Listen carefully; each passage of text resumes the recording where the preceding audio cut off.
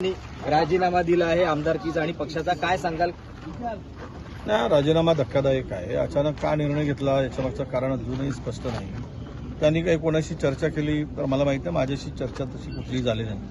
म्हणजे त्यांच्याबरोबर मी गेले 2007 पासून आज 16 वर्ष झालेत त्यांच्याबरोबर मी काम करतोय. त्यांच्या मंत्रिमंडळामध्ये मी काम केलेलं आहे, एक नाही दोनदा काम केलेलं आहे राज्यमंत्री म्हणून.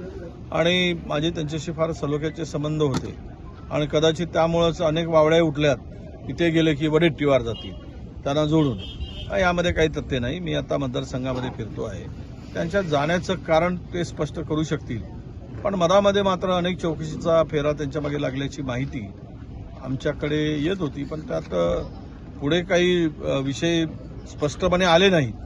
त्यामुळे तो चौकशी नेमकी काय होती हे काही कळलं नाही. आणि आजचा हा धक्कादायकच निर्णय आहे.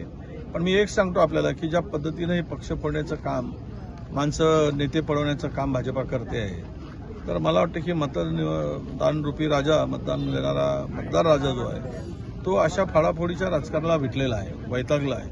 आणि तो येणाऱ्या निवडणुकीमध्ये अशा प्रवृत्तींना नक्की धडा शिकवेल हा मला विश्वास आहे. भाऊ, राज्य मागासवर्ग आयोगाचा जो रिपोर्ट आहे तो येण्याची शक्यता आणि मराठ्यांना वेगळं आरक्षण मिळण्याची शक्यता वर्तवली जात आहे. या आंदोलनाच्या पार्श्वभूमीवर काय सांगाल?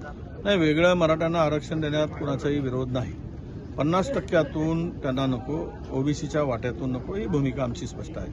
जर जरांगेंना काहीतरी बोलत असतील, ते म्हणतील की आता मधामध्ये सगळे सोयरेचा निकाल हे त्यांनी ते JR काढला किंवा ऑर्डिनन्स काढला. आता ते 26 पासून होणाऱ्या अधिवेशनामध्ये हा कदाचित बिल येऊ शकतो, त्याच्यावर आमचं लक्ष आहे. त्या बिलामध्ये काय प्रावधान केलं आहे आता नक्की सांगता येत नाही, पण सगळी सोयऱ्यामुळे मात्र काही शिल्लक राहणार नाही. ओबीसीचं प्रचंड नुकसान होईल. तो निर्णय शासनाने परिपत्रक कदाचित रद्द करतील आणि बिल आणून त्यामध्ये स्वतंत्र जर आरक्षण देत असतील तर मराठ्याला स्वतंत्र आरक्षण देण्याला कोणाचाही विरोध असण्याचं कारण नाही.